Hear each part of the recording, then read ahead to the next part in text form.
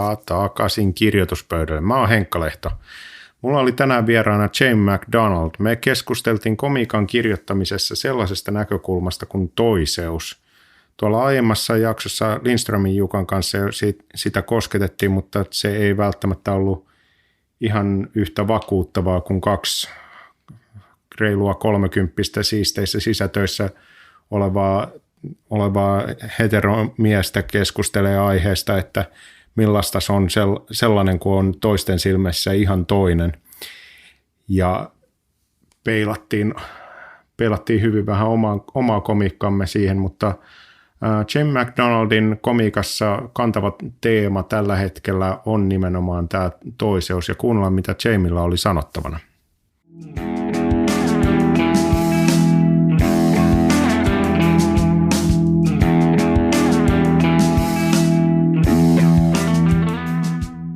Cool. My name is Jamie MacDonald. I'm a half Finnish Canadian living in Helsinki. I've been living here for 12 years. And I've been doing comedy on the stages here for maybe 2 years, 2.5, something like that. I haven't been counting so much. And lately, I guess, lately all of my comedy has been focusing on my gender transition, because I've been transitioning gender in the last year or so, and medically for about 4 months. So I get a lot of, that's where all my material comes from now, and that's also how people kind of recognize me nowadays. Like, oh yeah, trans comedian. Yeah, in a previous podcast of mine, I was talking with Jukka Lindström about otherness, and we had a lengthy discussion about otherness, but like two straight guys from Helsinki working in proper indoor jobs, got master's degrees and so on, we're talking about otherness. So I thought that the otherness might be a good theme for this one, and you know about otherness because you're obviously Canadian. Yeah, exactly. Yeah, I mean, actually, when you it has been something that's come to my attention. Like, I'm a foreigner living here, and then being a trans person is one thing, but also being now a gay person, because I'm like a gay trans man. So now I'm also learning how to navigate gay spaces. It's a change. It's really different. And that's something you don't hear too often. And now I'm a gay person. I know. I was like, I couldn't really identify as straight completely beforehand, because I knew I was queer in some way, but it wasn't like, it was like, but I had a female body and I was attracted to men. So it was really difficult to put a kind of a label on that. But now it's like, yep, I'm gay. And now if I go to a gay bar, it's like a completely different experience. Like I get checked out and I'm like, oh my God, I'm here. Like, I'm visible. Like, people see me here. It's crazy. I love it. But it has been kind of come to my attention in the last, especially in the last 4 months, just how much you can read about other people's experience, and other kind of communities, other groups' experience, but until it really starts happening to you, it's really difficult to completely empathize with it and to take it seriously. For instance, one of the really interesting things that kind of has started to happen is I'm not really so afraid of if I go out on Friday night and if I see a bunch of drunk, 20-year-olds just hanging out kind of thing, or if I see some people who look a little bit like they're sort of aggressive kind of thing, I do not worry about sexual violence anymore. Not in the same way. I don't have this kind of I have to walk home with my keys between my knuckles because I might get raped kind of thing. Now it's some random guy sees me, doesn't like me, and wants to have a fist fight. That's in the back of my head now. I'm like, oh my God, women don't know that this is a thing that you walk around just kind of being aware of. Does anybody want to just take a shot at me for no reason? Whereas I think men have this no idea that what it's like to be kind of objectified, not as a fist fight partner, but as a sexual object in that kind of sort of random violence way. Well, I mean, at the same time, it's pretty safe in Helsinki, and yeah. I mean, you don't get attacked really, but you get this like idea in your head that like, oh my god, that's what it's like, sort of thing. Yeah, still it happens. It doesn't happen a lot, but still it happens. Like the odds are pretty slim, but still the fear is there. Yeah, like my boyfriend is like you got to be prepared for like not if it happens, but when it happens. And I mean, we joke about it. He's like, you go high, I go low, and then we both run.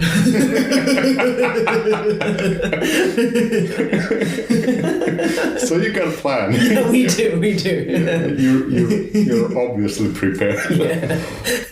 Like okay, so you mentioned that a lot of your comedy, like almost all of your comedies these days, is influenced by the trans issues.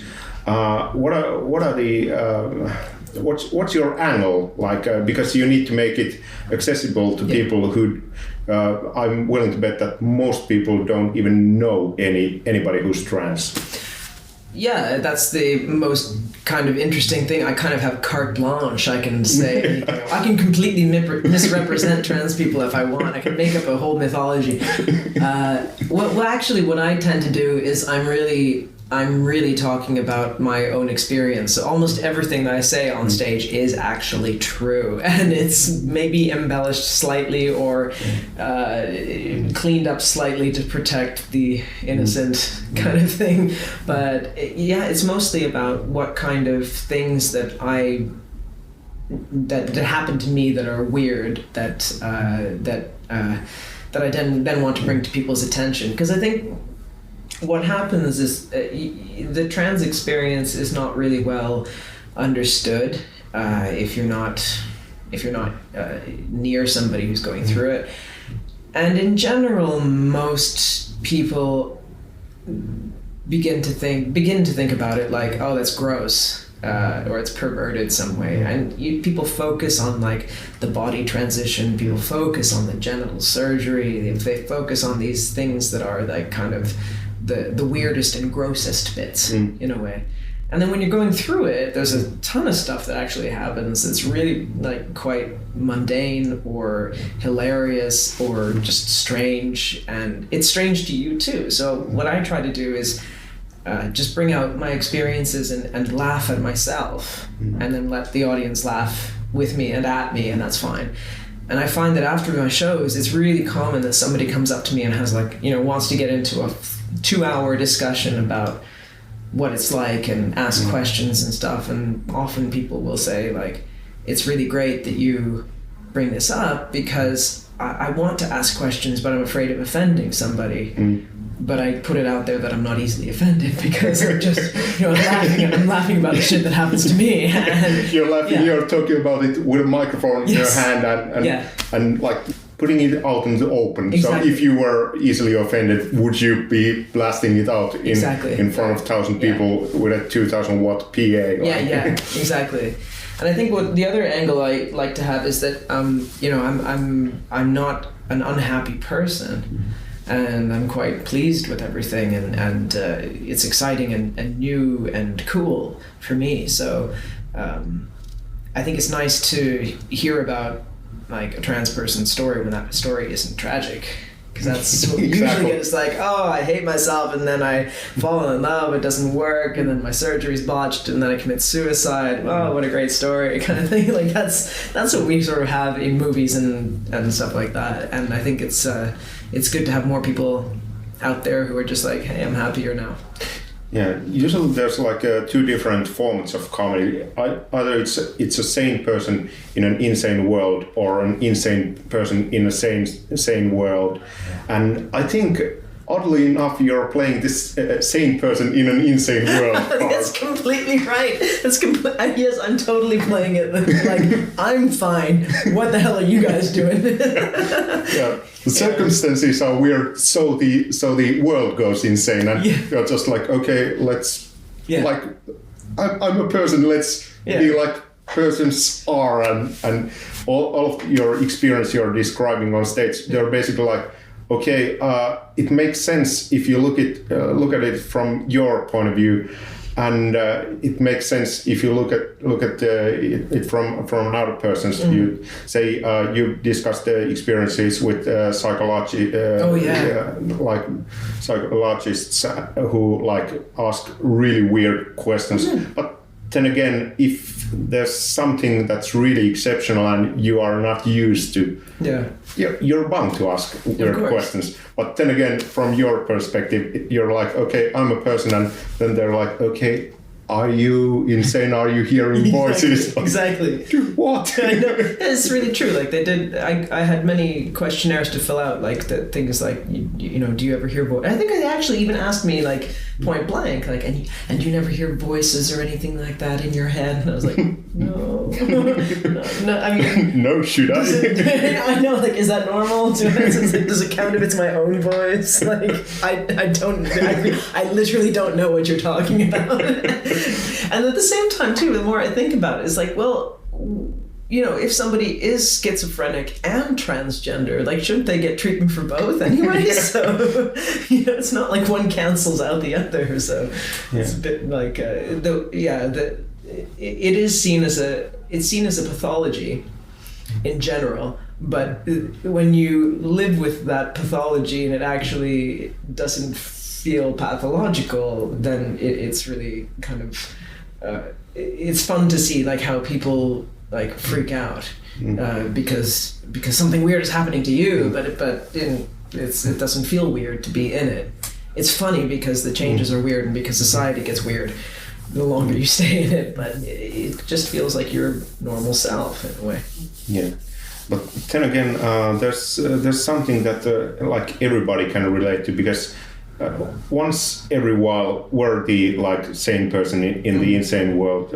For example, if you get a vasectomy, you get asked the same questions. The doctor asks you whether you're insane or not, and do you understand what you're doing, like just making sure that no, I'm just getting stabbed in the balls for fun. and if you look at those questions from the same perspective, like, for you, it's obvious, but the doctor has to go through the motions. Yeah, that's true too. Yeah, sometimes they would ask things and they would be slightly embarrassed about the fact that they had to ask them. Yeah, they would say it's in the form. Yes, they're like, we have to ask this because it's in the medical practice, it's in the standards of practice, and we have to go through this. But we won't we'll just get through this really quickly and painlessly for everybody. It's embarrassing for everybody involved. Yeah, those are fun. Apart from trans issues, what are your other favorite subjects? I would say, one thing I really try to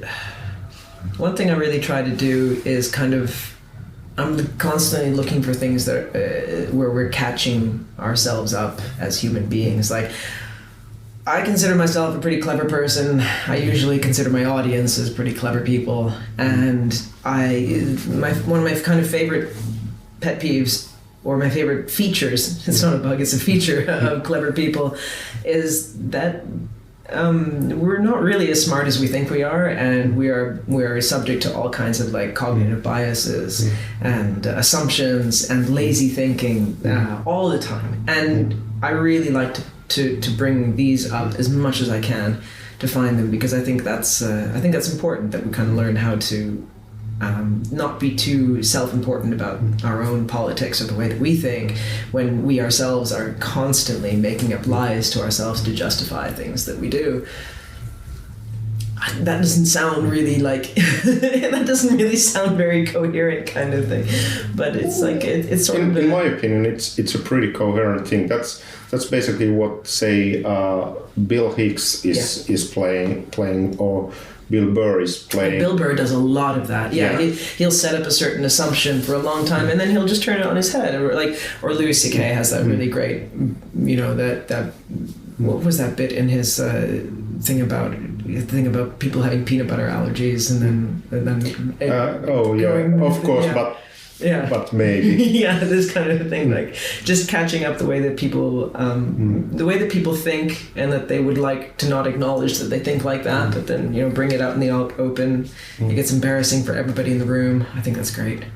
Clever people see through bullshit, but then again, clever people don't see through their own bullshit. Yeah, that's the thing. I think it's nice to be able to recognize one's own bullshit. And that you never run out of material with that. Yeah, once bullshit's over, you're done. yeah, basically.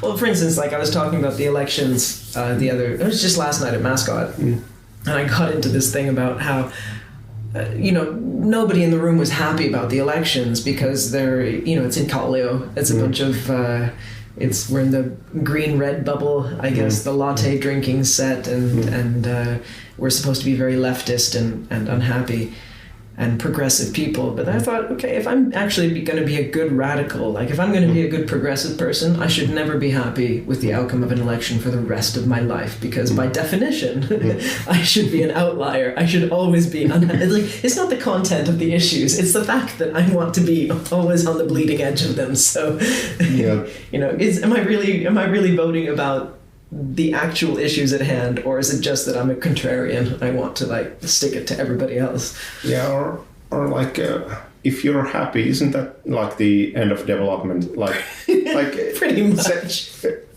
Could you imagine that like 5 elections later, everybody would be like, okay, we're done. We sorted this one out. Yeah, we've done it. Yeah, it's done now. Yeah, Good done. We have a society now. Politics and society solved. Yeah, let's move on to space travel now.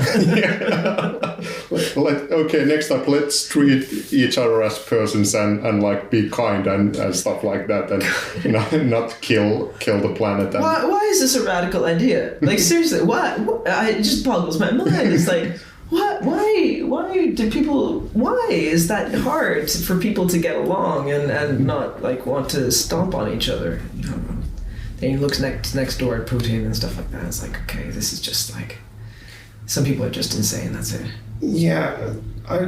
Then again, why is it like such a radical idea? Like, okay, let's treat people like people. Yeah. Let's assume that everybody in here has, a will of their own and, consciousness and like opinions which might contradict with yours for like completely valid reasons. Yeah, exactly. And a lived experience that, might be different from anybody else's in the room. And hey, not Yahtzee. It's like, I think that definitely the writing for the specific situations and not like not trying to categorize people too lazily. I can't help it. It's because I'm all like, I'm feminist, I'm minority, all this kind of stuff. But for somebody will make a joke about like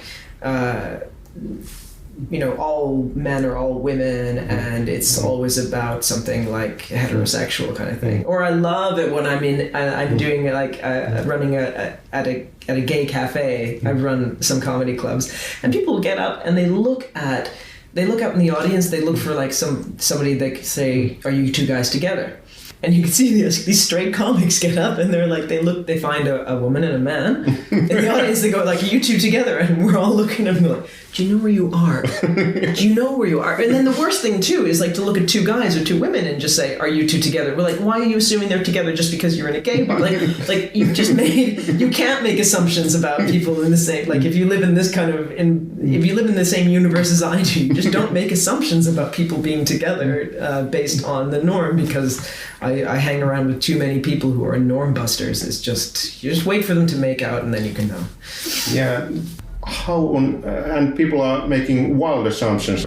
I can't imagine what it's like if you don't have the experience. Like, okay, trans guys who are gay are like, let me guess. That's actually kind of literally the best thing, is watching people short circuit a bit, because they would, you can tell that they would love to make a clever joke about what it's like to be you, and then you can just see them going like, I have no information on this, I have literally no idea. So they just ask, do you like take it up the arse, or do you have you had the dick yet? And you're just like they just can't help asking these things. It's, oh my god. Okay, let's find a common reference point. Like, I'm drawing blanks here. Yeah. So basically, all I get is fist bumps. People are like, "Hey, dude," and they fist bump me, and then that's kind of their interaction. It's like, bro. Yes, I've had more fist bumps in the last 4 months than I have in the rest of my entire life. Yeah. Okay, here's my theory. Like, fist bumps lead to, like, being male leads to increased fist bumps, which increases your wages, and this is why men make more money than women. I agree. This seems legit. I haven't got a raise yet, but everybody at my workplace has already joked about me getting a raise. Or this ridiculous thing like actually happened in the second week I was on testosterone, and the printer at work broke down. And I really thought, like, okay, I went there, I thought, okay, I fixed this, I'll get somebody to help me with it. And then I thought, no, nobody can help you with this printer because you're a man now. You can't ask for help. You can't show any weakness in front of this printer at all. And I was conscious of this being a stupid thought. Like, I was conscious of the fact that any guy in the office would ask for help, and they might even, ask me for help. But that I somehow had this really, really strong urge that I could not ask for help. I had to prove something. I had to, show that I could do it for myself. And these like really small social. But that's obviously a setup for a joke. Like, it actually happened, and you caught yourself thinking something that didn't make sense, and you acknowledge that. Exactly. So I'm just on the lookout for that every single day, and it just so happens that most of it happens because of my transition right now. In general, it happens for lots of other reasons, but anything from just something that happens on the train or whatever, queuing up for the metro, or just when you go to a restaurant and something strange happens, people just act in contradictory ways. I'm just looking for that, but I get a lot of it now because of the transition, and half of it's from me. And then there's really actually funny stuff. Like, I really did, because I wear a prosthetic packer, right? So I have a little silicone dick that goes in the pants and everything, and I did actually leave it at somebody's house, which is something that an experience that I can't relate to. I know. It's so but really, I was even, because I was at work and I was like, well, I'm not wearing it right now. It must be in the bottom of my bag. Get home, it's not in my bag. Oh no! And the phone call that you have to have, I think I left my dick at your house. It's really like a unique it's a really unique phone conversation. I don't think a lot of people have that one.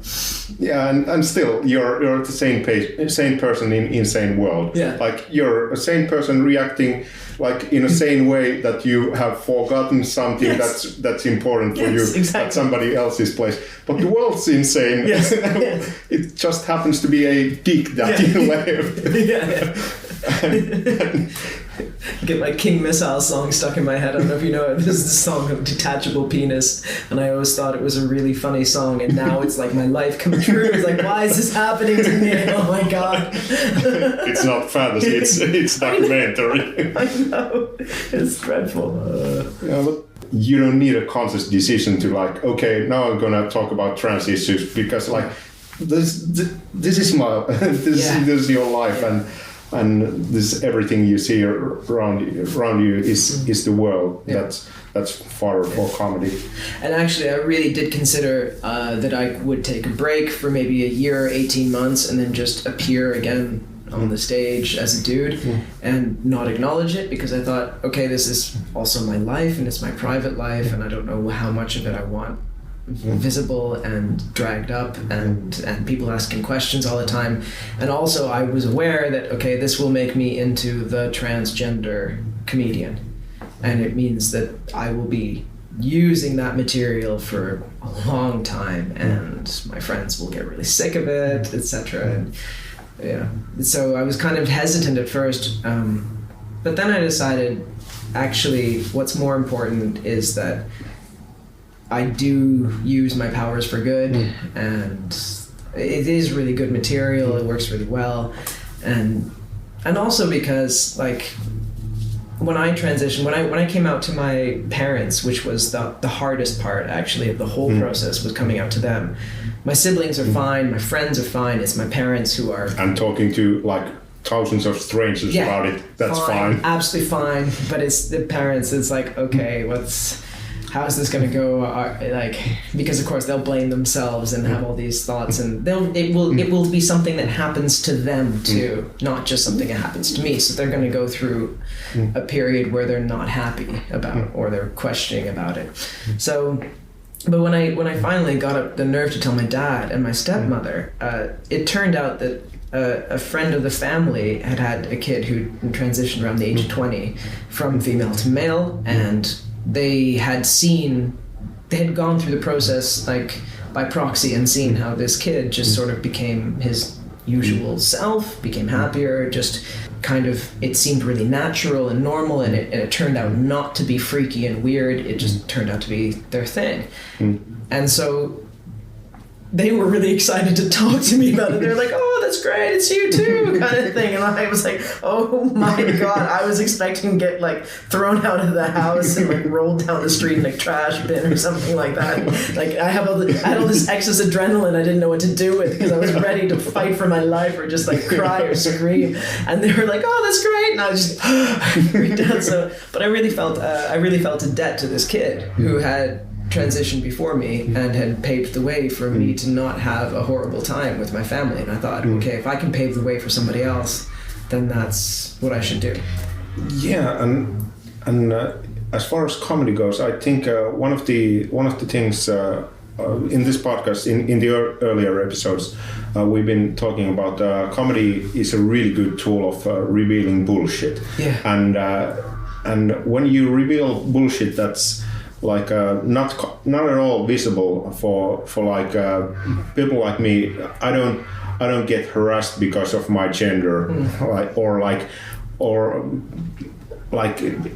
anything like that. That's just not in my world. So I have no horse in this race. And can you say that in English? Sort of. Yeah. You just did. So I did. Just roll with it. Yeah. I'm not even sure whether it's a Finnish proverb. You have cow in the ditch is the Finnish one. Yeah. I've got a cow. Cow in the ditch. You have a horse in this race is the English one. Cow in the ditch is the Finnish one. That's the difference between English and Finnish. yeah. The English-speaking word is so competitive, and Finns are so agrarian. That our problems are, my cow's in the ditch.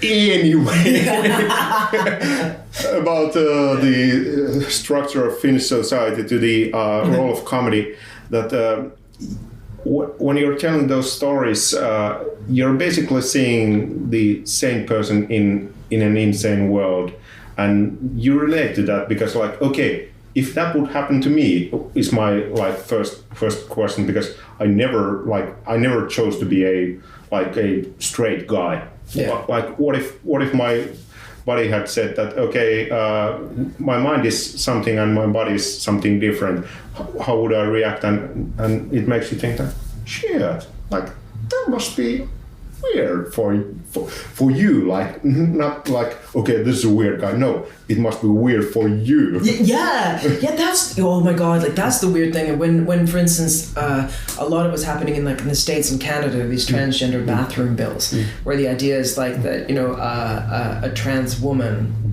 who maybe has a penis should use the men's toilets, which is completely unsafe and horrible. Like it's a horrible thing to try and make somebody do, but the people who are fighting for that bill are always arguing that like it makes cis women unsafe to have a man in there, or that like a man could then just wear a dress and go in a women's toilet for the purposes of raping somebody. I'm like, A, that can happen anyway. And B, like nobody's thinking, they're really thinking from the point of view from the perspective of the quote unquote normal person who has to deal with this abnormal person in their midst and the trauma they get from having to confront something that's abnormal, whereas nobody's thinking about it from the point of view of the person who is different, the abnormal person, who is just trying to have a pee in peace and and really just wants to get in and out of there as fast as possible with no drama whatsoever. Like, we're not going for world peace. We're just, I'm gonna take a leak. Honestly, I just want to get in there, pee, get out without anything other than that happening to me. And it's actually quite. I've just started making the switch over to men's toilets because I'm getting kicked out of women's ones. Like, really? Yes. Yeah. Women now they're looking at me and they're telling me I don't belong there. Really? Like, yeah, they'll say this is the women's toilet, and I'll say I know. But yeah. But then again, men's toilets are like this stereotypical woman walks into men's toilets. Guys are like, okay. Yeah. Well, yeah. So I go in there. I don't make eye contact with anybody, and I just try to get it done. But yeah, it's a bit like it's really freaky because you feel like, oh, I'm not supposed to be here. This is a dangerous kind of space for me. So it's quite stressful to go to the toilet just in public, which is really annoying because you have to do that all the time. So I go, usually if I can, I will always go to the disabled toilet because I just tell people I'm gender disabled. Which literally feels true because it's like, well, I can't use this toilet and I can't use that toilet, so, I have a disability. it's kind of stretching the word. Like, somebody's like, handicap is that, I can't walk, like, and your handicap is like, yeah, people are looking at me weird. Yeah. There's a scale. Well, okay, if there's somebody in a wheelchair, they can go first. Yeah. But lots of things that you said there, that's like obvious material for comedy. Like, you mentioned the guy who had the idea that bathroom etiquette is the key to decreasing rape. Yeah. Like, that's the thing that's gonna keep him. That's societal norm of like men's toilets and women's toilets. Yeah. That's the only thing keeping some people from raping. Yeah, really. And I mean, and a lot of comedy audiences are also willing to hear something that's a little bit different. They're not really expecting everything to be this kind of very throwback conservative kind of knuckle dragging bullshit. They're expecting to be challenged a little bit, I think, which is usually cool.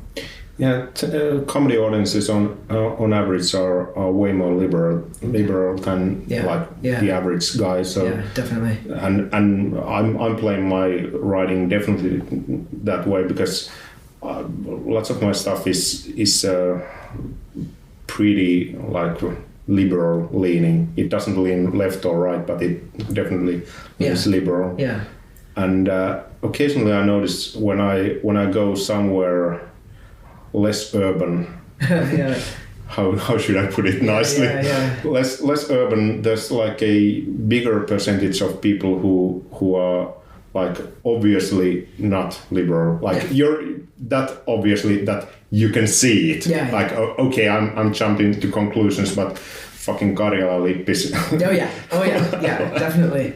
Oh yeah, and those audiences are those audiences have always been fun for me because I've been doing my stuff in English in Finland. So if it's a Friday night out in the sticks somewhere and the night doesn't start until 9, well, most people are already drunk. And all I have to do is get up there and start speaking English. And then somebody will want to demonstrate to me just how well they speak English. Usually this is in the form of a heckle that becomes like, seriously, I've actually been heckled by, excuse me, Celine Dion. And that's the heckle. I mention I'm Canadian, and they go, Brian Adams. Yeah, but then again, that happens elsewhere. When I mention that I'm originally from Tervakoski, it's usually like 5 seconds, and somebody goes Puuhamaa, and nothing else. No like introduction, not a complete sentence, just like Puuhamaa. Yes. This Finnish heckle where it's just like they make the connection in their minds and their mouth just lets it out. It's like input output. It's not even really a heckle. It's just like a reflex. Yeah, I used to have this bit that I'm originally from Tervakoski, and I was fishing for that Puuhamaa heckle, which oddly enough really came really often, and then I said that these days I live in Helsinki. Tuomiokirkko. But people do that. That's a weird thing that like. That's really weird that people are always supposed to laugh at where you're from, no matter where you're from. Like, because if I say I'm from Canada, sometimes people take that as a punchline, and I've had whole audiences like erupt in laughter when I just say I'm from Canada, and they go nuts. And I'm like, it's not even a joke. I haven't even set it up as a joke at all. Like, I know that this is a comedy club, but it's not exactly the weirdest place in the world. I know. Well, like the most Scandinavian place outside of Scandinavia, aside from maybe Scotland these days, I don't know. But yeah, you could say like I'm from Australia, and people will want to make fun of it somehow. Like you can say you're from anywhere, and that's just one of the formats. It's like I'm from like 3 blocks away. 3 blocks away. Fuck that block. It's always been that block, you know. That block in particular. Yeah. Comedy audiences are pretty liberal, and comedians on average, there are like many exceptions, but like the usual norm is that comedians are pretty liberal. You also came out to the comedian community like beginning of this year, if I remember correctly. What's the reception in comedy circles? It was super good. It was really, really good. Actually, people were just like, all right, bro. The banter got different really fast. Yeah, especially with the younger guys. It was like all of a sudden I'm hearing about sexual exploits all the time. I'm like, fuck. I mean, I know you're sort of, because you can sort of see what's happening is like people are trying to sort of like socially negotiate how to talk to this person now that this is happening. But then again, I'm a gay dude, so I can be really crass about it. I can be really sexual, and it's okay too, because that's somehow all right. So not threatening at all. Exactly. It's not threatening. Non-threatening crass sexuality. I get to play with that a lot. But yeah, in general, it was everybody's been pretty much really cool with it. People have like used my new name really quickly. I just remind people if I have my old name on the bill or something like that, I just update it or stuff like that. And it's only taken a few clubs for people to make the pronoun switch and everything like that. Yeah. Like a couple of weeks ago, I was performing at a club, and I read the list of people who were there, and headliner was Johanna. I was like, fuck, what's the old name still there? And I was like, should I correct them? Like, no, let them be. Yeah. Like, he'll handle it. Yeah. And then I went there and realized that. Oh, hi, Johanna Tohni. Why did I assume that they gotten your name wrong? I should call Johanna and say, you could consider calling yourself Jamie for a few months and see what happens. Yeah. Well, that's... Ollie had a really great thing when Ollie Jahangiri had this really great, when I did my first, like... hello, I'm trans kind of gig at it might have been at Mascot, but he got up on the stage and this huge rant about now how he gets to say anything he wants. He can be racist, he can be homophobic, he can be anything he wants because he has the trump card. He's friends with Jamie. He's like, I'm friends with a gay trans man. Fuck you all, I can say anything I want now. I was like, well... Yeah, I guess. For many people, for say most people, it would be exotic. Yeah. And I had a really weird bump in. I was in New York and I bumped into I performed at an open mic, and there was this woman named Alison Grillo, who's a transgender comedian, and she's like post-op transgender and very obviously transgender. So you can't mistake. You can't mistake. She even on her page says that she's a woman with man hands, and it's really freaking obvious. And after the gig was this really weird situation that she came to me and shook my hand with those man hands. It was not weird, but and she said to me that, "Oh, it's really nice to have you here because you're so exotic because you're from Scandinavia." And everybody was just nodding. Yeah, that's true. And nobody else saw the fact that, well, in my opinion, you were talking exotic. Well, no, because you're the sane person in an insane world. Yeah, exactly. You're like, okay, we're gonna play like top trumps with who's more exotic right here. I think. People are looking at me at the street and like, oh, there goes this Nordic guy. Yeah. Well, once you open your mouth, though. It's pretty obvious. You have Finnish man face. Yeah. I've got Finnish man face and got this Finnish accent that I have lost some of it, but lots of it is still remaining. Yeah. It's always good for a bit of rally English comedy. That's if you play it, you can make the switch from like your normal accent and to the rally accent, and it's really obvious. Yes. And you can make fun of Finnish people like abroad like that way. Like okay, first you do your set, and then you turn it into this stereotype of a Finnish guy who talks like this and has this. And it always works really well.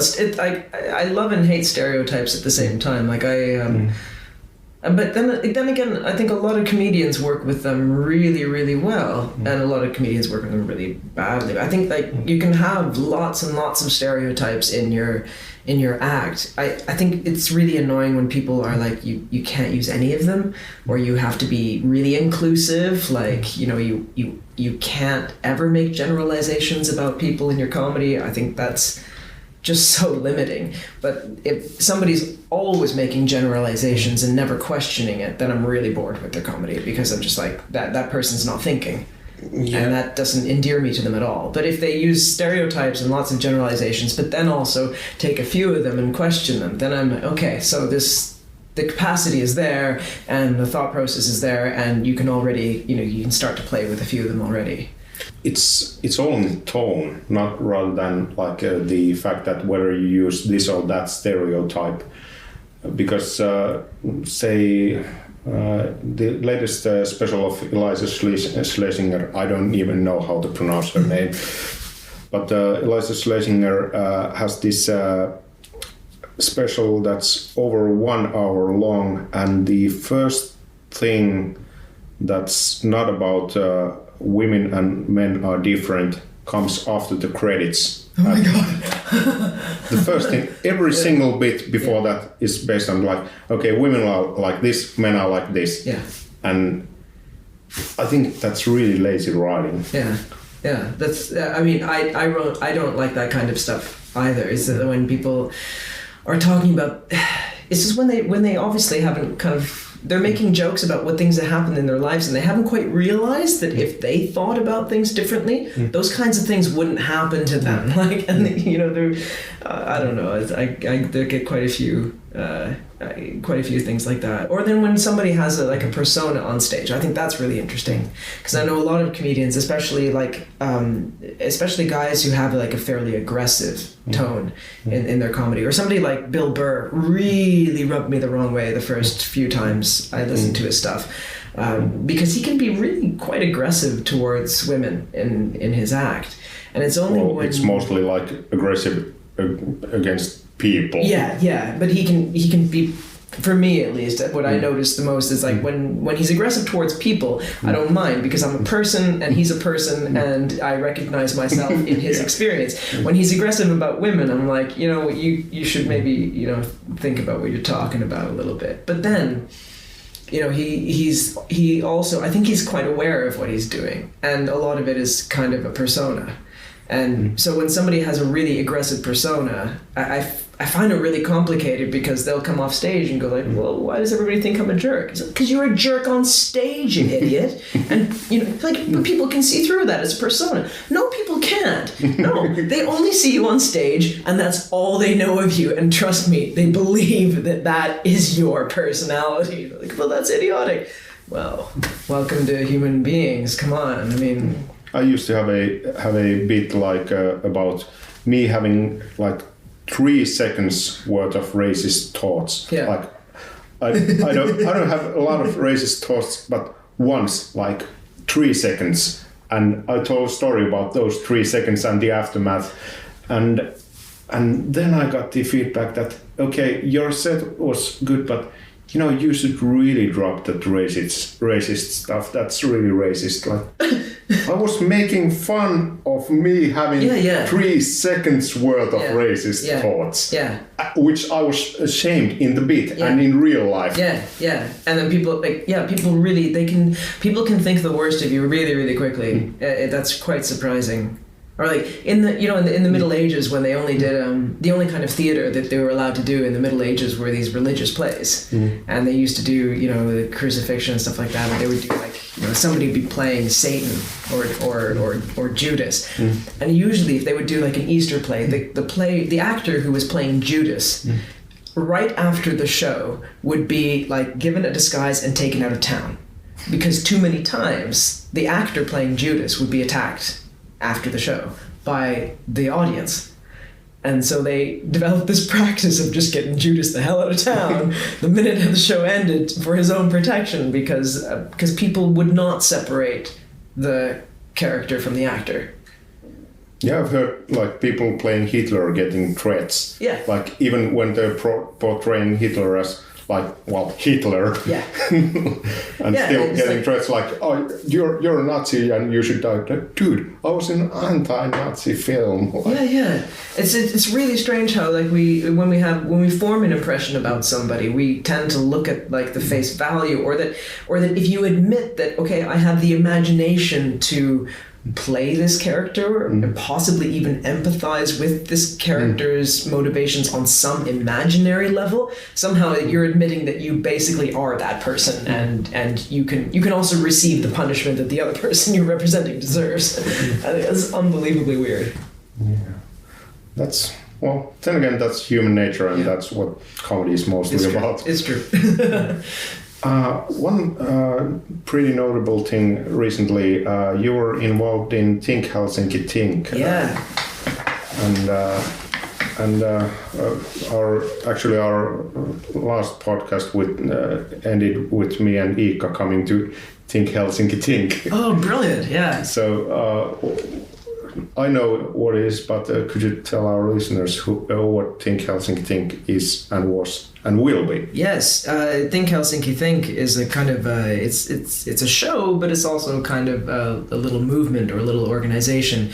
It's for the promotion, on one hand, it's like for the promotion of rational thought and also rational entertaining thought and scientific thought.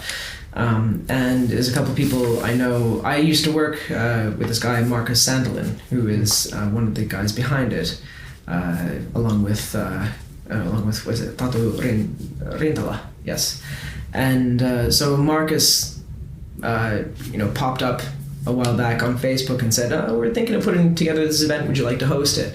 I was like, yes, sir, because we'd be at the bar, we'd be talking about QI and stuff like that all the time. So he knew I was sort of into this kind of rational scene, if you will. Like, and there's tons of people in all my circles, nerd circles, the IT geek circles, who are, we're all watching British comedy. We're all watching QI and listening to like the Infinite Monkey Cage and stuff, and really entertained by science and knowledge and also by clever comedy. And so the idea was that let's do a show where we bring together a bunch of scientific talkers and some comedic talkers and have a night of just good, solid thinking and entertainment with that, and sort of kind of package that up. And there were these guys who were like, you know, they didn't know that much about making about producing a show like that. They're not like entertainment producers by any means. They're people who have worked in like consulting and but they knew what they liked and they knew what they wanted and they knew what they wanted to see here, and they were frustrated that nobody else was doing it, so they just went up and did it. And we had a great show with James Randi and Reginald D. Hunter and Tara Shears. It was fantastic stuff. Really, really cool. And there's going to be another one September 4th. Yeah. I think Robin Ince will be there, which is everybody's kind of like, ooh, about that. I'll be there, and I'm just excited. Yeah, and I was like really excited when you mentioned that, okay, Randy's there. I was like, okay, I'm coming. Yeah. He was great. Yeah. Like he's like 86. 85, 86, something like that. Something like that. Yeah, that was apparently one of his last public appearances. He said it would be. So, yeah. He's giving up already. Yeah, whatever. Nobody's claimed $1 million yet. So, yeah. I asked him. I said, has anybody asked you whether this $1 million has any interest on it? Or whether, you know, is it subject to inflation kind of thing? He's like, no. Like, because the thing is, you know, if you're going to have interest on it, or then obviously you don't collect it until the very last minute, and or if it's like, you know, an absolute value, like say it's $1 million no matter what, and I can see the future. Now, what if in the future $1 million is actually worth a lot more than it is today because, you know, we have a small apocalypse and the sun goes down? Then I would collect the money then. So I don't think this proves that nobody can see the future. Then again, like you're referring to the Randy challenge. If you present him with something supernatural, proof of something supernatural, you get $1 million like right away. My thinking is that if you have provable knowledge of something supernatural, like $1 million, that's peanuts. That's true. Then you go work on like quarks and the Hadron Collider and stuff like that. Yeah. Or just like make a business of like having the absolute proof of something supernatural. That's true too. Like, but it's amazing he put out that challenge like almost 20 years ago, and still people there's something going on Facebook right now about there's this woman who had claimed that she had cured her cancer with this healthy eating regime, made all this money out of, you know, advocating and selling books and stuff like that, and then she turns around and said, oh, actually I never had cancer. Oh, really? Do tell. Yeah. Like, scams left, right, and center. What was meeting Randy like? Cool. He's such a gentleman, of course, and he's sharp as a tack. Well, that's not hard to believe. Yeah, totally, and just really cool. And also, I just love to listen to the sound of his voice. Like, he has that Canadian American accent of like the generation of my grandfather, basically. So I love the sound of that accent and the way that he speaks. It's great. And he's just he was very, very kind, nice. He was hanging around Helsinki for a few days. Yeah, that's seriously cool. How did it feel hosting the whole event? I was terrified. I was like, I don't know what's going to happen here. But I really, really enjoyed it, actually. I had a lot of fun. It's nice when I know that it's kind of like, in a sense, it's my audience because it's the nerds. And at first I was thinking, okay, you know, maybe I won't do any of my own comedy. Maybe I won't, you know, bring up my transgender status because it's really a night about other people.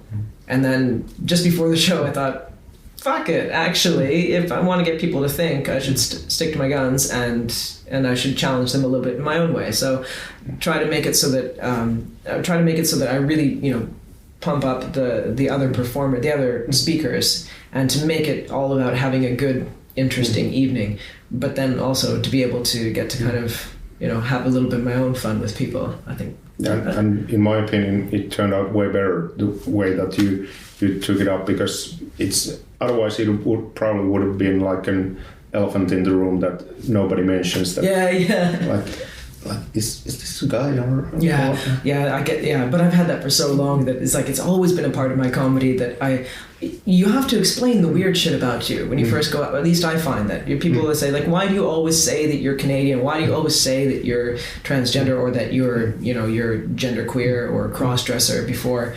And it's like I had to say it because I could see people's eyes glazing over as they're thinking, what is that on stage? And if I explain it immediately at the top of my set, then they're ready to listen. But if I don't explain it, they're not listening to me. They're trying to figure out what I am. And it's not necessarily even like anything like they're not thinking anything bad. They're like, no, they're just wondering. I wonder. And then when you mention, so what else do you got? Exactly. But I kept finding I had to do that. I had to explain why I'm speaking English and why I dress like I do. And, I could find a lot of different ways to do that, but I had to address it because otherwise it would just be this, until I'm like incredibly famous, it'll be this thing I have to explain every single time. Yeah, when Eddie Izzard comes to stage wearing a dress, nobody thinks that, what the fuck's going on? Everybody's like, hey, it's Eddie. But then it occurred to me at one point, I was like, oh God, he probably had to bring it up for years. He probably had to go on every single damn night and explain it.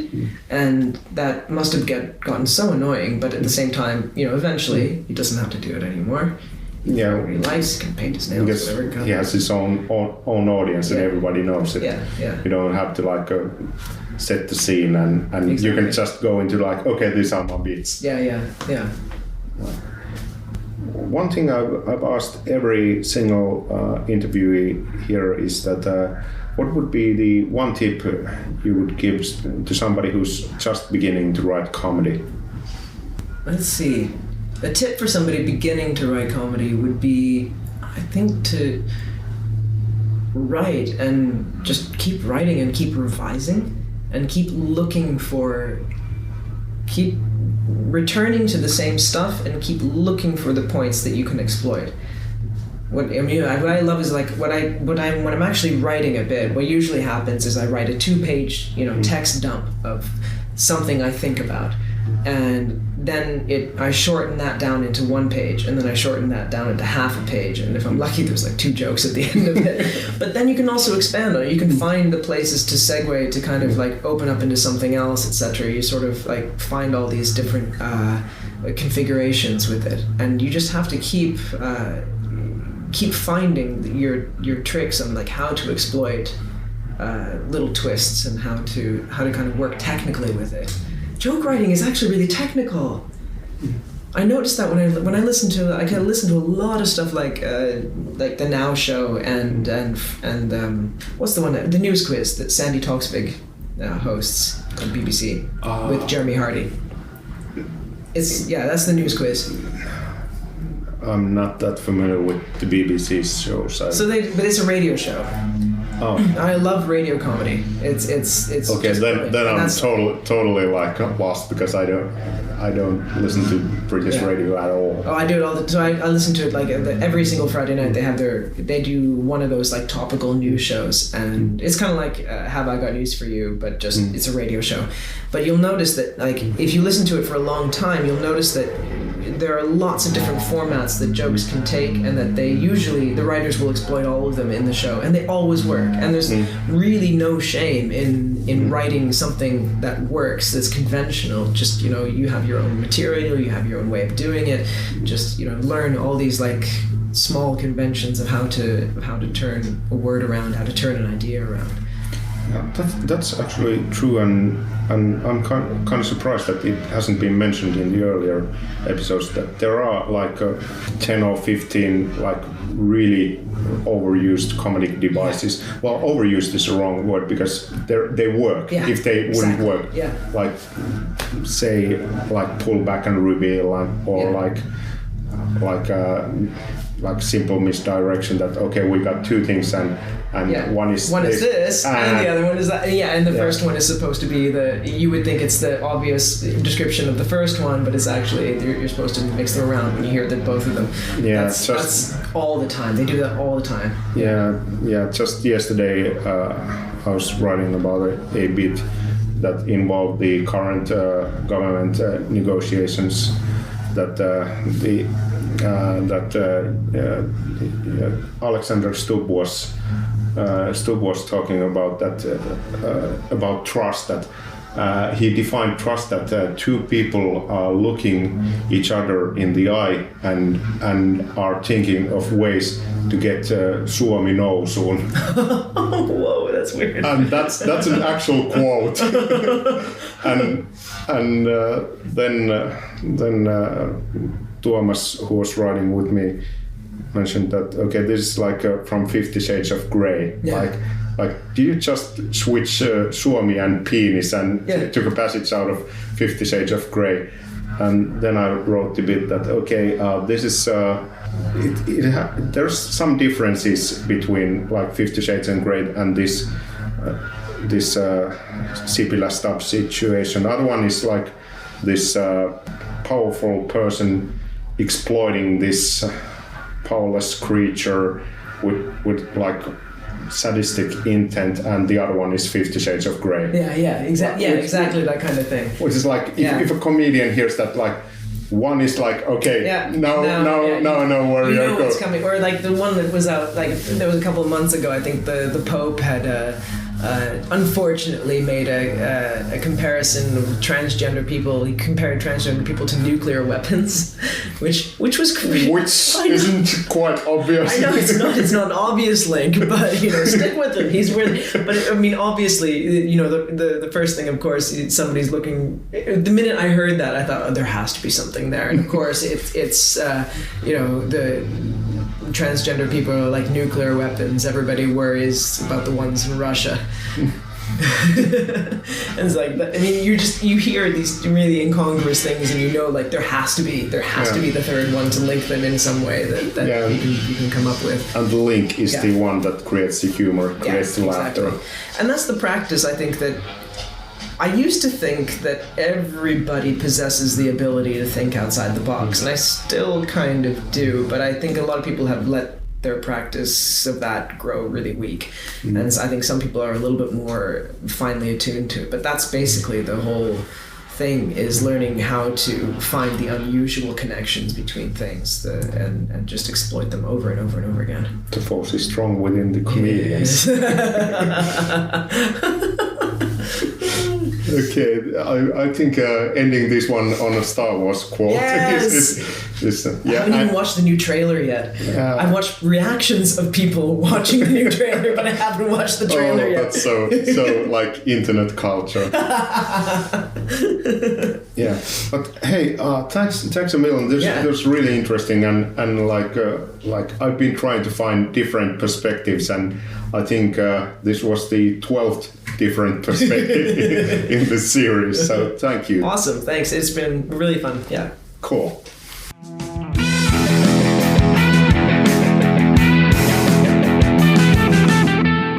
Se oli Jamie. Näitä juttuja on aika mukava jutella silloin, kun saa jonkun ihan täysin uuden näkökulman, ja Jamiella taustansa takia niin on aivan eri kulmaa asioihin, ja se tekee asioista mielenkiintoisia. Ja totta kai sekin jeesaa, että kun on riittävän terävä, niin on paljon sanottavaa, minkä takia mun mielestä on hirveän mielenkiintoista haastatella nimenomaan koomikoita, koska yleensä koomikot on sellaisia, jotka osaa puhua asiastaan, koska ne vähän niin kuin puhuu siitä omasta asiastaan.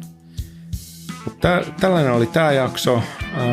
Seuraavalla kerralla taas jotain aivan erilaista. Tämä oli jakso numero 12 ja ei muuta kuin takaisin kirjoituspöydälle. Mä olin Henkka Lehto ja löydät muut jaksot ja muut osoitteesta henrylehto.com. Nähdään.